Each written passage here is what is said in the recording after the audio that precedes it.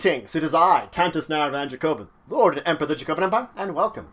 It is time to continue my discussion on various anime series, reviewing them, and then giving you some suggestions on how you can use them in your BESM games. Of course, we have a couple more from last year in fall of 2016. That season, I got 2 more in that, and I have a few more from the 2015 season. So let's talk about the 2 from last year, though. We have Soulbuster and Keijo. Let's start with Soulbuster. So Soulbuster is in a world, of course, that you have the romance of the 3 kingdoms, the traditional Chinese story, a very historical novel. That some of the battles for it are always said to be never-ending. But we then look to a student who dislikes history very much so, Sosen. And he looks at history down on it. He has strange dreams and ends up in this one dream where he is granted this card from the strange fellow. And upon waking up, he is in fact attacked by one of the generals from the 3 Kingdoms era. And eventually he's able to channel his own energies into this card he has and summon this mysterious woman, apparently one of the generals also, to defend him. And so then we get into this entire battle line and storyline of what's going on with these generals being summoned by people and the battles that they're having and these strange cards almost being used to summon them from where they are being kept. So this would be an action series. They have battles between the generals, fighting it out, destruction going on, battle scenes. Supernatural. They each seem to have very strange powers that they can use to fight each other using spiritual energy, and plus they're being summoned mystically from like cards or being used as cards as channeling devices to summon them. It's also a bit of historical. Granted, I would call it's a loose historical, but it's supposed to be based around this 3 Kingdoms time period and has some historical connotations to it. Now I rate this one a 3. It's not a bad series. It's pretty decent, but it didn't jump us bored into it as much as I did some of the other series from this season, so I would recommend checking it out and seeing if you like it yourself. Now if you're using it in the BESM game, I would recommend 400 points. You're going to make your characters the lords. You're going to make them the people in charge of the generals, and effectively what you're going to do is you're going to have them have cards and summon the generals, and you're going to have them as more of a summoned creature associated with you. So effectively, you're sort of building 2 characters that they're having a general which they're summoning in order to battle it out. And you're going to be a basic team of people that all have these cards that are probably doing things for the right reasons when it comes to working together. That they probably want to help overcome this sort of curse of reincarnation, immortality, and battling that seems to be plaguing these poor generals. And effectively then battle against those that would use the generals for evil or for their own selfish powers, uniting in this way. So effectively you're building 2 characters, except one of them is the main one and the other is, again, more like an associated creature or mecha or something like that, except it's a person you're summoning. So let's talk about Keijo. Now Keijo, it's set in a world where there's this new fictional sport which is very popular and it has gambling associated with it, legal gambling. It's the sport of Keijo, in which it's female only. They battle pop atop floating platforms where they have to knock each other off, only using their chests and their rear ends. So it is as silly sounding as it could possibly be, and that's the point of it. It sounds ridiculous, but it's a very interesting series. We focus on Nozomi, a former gym miss who basically gave up the sport she loved, gymnastics, in order to compete in this, in hopes of winning money to support her family that needs it. So effectively she dives into this sport and meets many friends and of course rivals along the way, and finds it more difficult and challenging in ways that she didn't expect, kind of having to overcome herself and get better along the way when it comes to these competitions. Basic sporting premise for most animes. That's why, of course, it's a sport anime. Granted, it's a fictional, ridiculous sport, but it is still nonetheless a sport. I'd also kind of call it an action. They do very over-the-top maneuvers within this sport that make it very kind of feeling action-heavy in and of itself, just from the nature of it. And I'd also, rather than calling it a comedy, because it doesn't, I would definitely call it a little bit of an ecchi. They're using their chests or buttocks to fight each other. You can't get away from that fact, no matter what you do. So, yes, there is a comedy element to it, but it just doesn't break the cut, because I gotta mention that one. I do. It makes it just so ridiculous. Now I rate this one of 3. It's more of a kind of guilty pleasure anime. It's that kind of thing you know is really terrible for you, but sometimes you just want to watch for the stupidity of it. or like a bad movie. It's effectively like what a bad movie would be, that sometimes it's just fun to watch a bad movie. Well, sometimes it's just fun to watch a series that's kind of, yeah. Now, if you're using this in a BESM game, I'd recommend 175 points. They're going to be professional Keijo players. You're going to be a group that probably works and trains together. Maybe you're from some kind of similar gym or some kind of similar training regimen originally.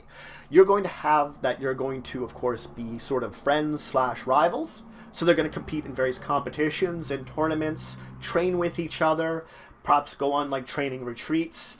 You may have it the fact that each of the players, they're going to be developing their own special skills, dependent on their own backgrounds. Some of them originally started working on Keijo. Some of them came from other sports and have come into this one. They might have abilities based upon the fact that they were in those other sports, and they're attempting to interpret them into this sport here. And it'll be interesting to see how your players develop these, and therefore come into these competitions that they'll be competing in. So let's move on and talk about the two series from 2015, Yamada-Kun to 7 Nin no Majo, and of course Gunslinger Stratos. So let's start with that first one, Yamada-Kun and the 7 Witches, as it's also known. So our main character, Ryu, is basically known as a delinquent. He likes to skip classes, he likes to not pay attention, he just does have this bad reputation. Though one day, he was going down the stairs, and he falls. He falls and lands into a Urara, who is a female student who's a top-of-the-line student, an ace student. They find that they've switched bodies. So the two of them go on misadventures of trying to figure out why the heck they switched bodies, and eventually they find out that when they would kiss, they would switch back. So effectively then they do manage to switch back. Others do sort of find out about what goes on with them, and eventually they are convinced to join with the Supernatural Studies Club. And along the way, we learn that there are other witches in the school who have abilities that can be activated through Yuru's kiss. So we encounter the rest of the 7 witches of the school and enjoy finding out about their various abilities and the misadventures related to learning about them. And of course, the various club activities that seem to relate to this adventures going on. Now, for the genres, I would of course call it a romantic comedy. Our two main characters sort of develop a relationship throughout the series while things are still going weird with other characters and different things going on. So it's a very unusual circumstances constantly going on throughout the series. I would also call it supernatural. They have witch powers. It's like switching bodies and other abilities that I won't spoil anything for you, but just they have very unusual abilities that are definitely not normal. They are supernatural. I would also call it school. It's definitely related to school. They're focused on them in the club and them in the school. They don't really focus a lot on the home life, so it becomes this sort of school life based around adventure series. Now I rate this one a 4. Granted, it was a great comedy, very fun. I didn't dive into it as much as some 5 rate ones that I might have had from that season, but I would highly recommend it as it was very entertaining. And it has a great manga series related to it that goes far beyond where the anime leaves off, so if you ever want to check that out, I would also recommend that too. Just that you can see the entirety of the series. That's the only thing about it, is it ends a little more prematurely than I probably would have liked to. Again, they might pick it up for another season though in the future. Now, if using this a BESM game, I'd recommend 250 points. You're going to make your characters, which characters? Whether or not they're male or female, we can see from the series that things occur that there ends up being characters that are more witchy powers with male, but that's in the manga. But if you wanted to be strictly with what it is in the anime and what it is more in the early in the series, it's going to be all female. So regardless of what you do, your characters are then going to be part of the Supernatural Studies Club and deal with the fact that they have these abilities. And we have this Ryu character that activates them with a kiss or keeps doing things to accidentally activate them.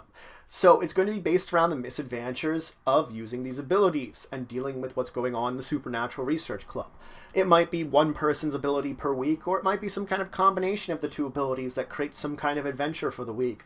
But effectively, you will go on having to deal with these abilities and possibly looking for the rest of the characters that might be the rest of the witches to sort of finish up assembling the, of course, Supernatural Studies team. So it'll be definitely very club-based for that one. Now let's talk about the last one that I wanted to mention, Gunslinger Stratos. So this is set in the year 2115, and it's set in this kind of future of Japan where there are two parallel worlds, two parallel futures to it.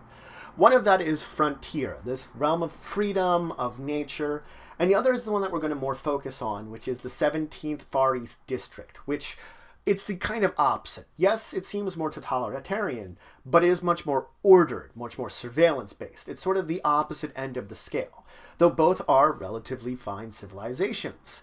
It finds out that there's some kind of merging occurring between the two of them. We get to the 17th District where there is this kind of disease that seems to be striking people, causing them to disintegrate. We focus on Toru, our main character.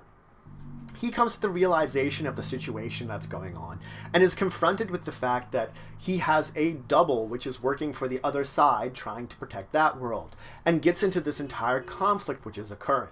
That there has been this push of battling the two out, that they send them through time to around 2015, where these versions of each other will battle it out in hopes for domination, using these special abilities and weapons provided by these sort of gatekeepers who are willing to tell one side or the other how to basically save themselves.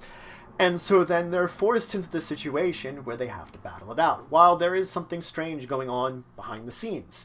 So we do not know the exact details of what's really going on, but we know that these two sides are basically in a situation where they're in trouble with disintegrations happening in their worlds and are forced to fight it out. And if we're focusing on Toru of the 17th District. Now this is an action series.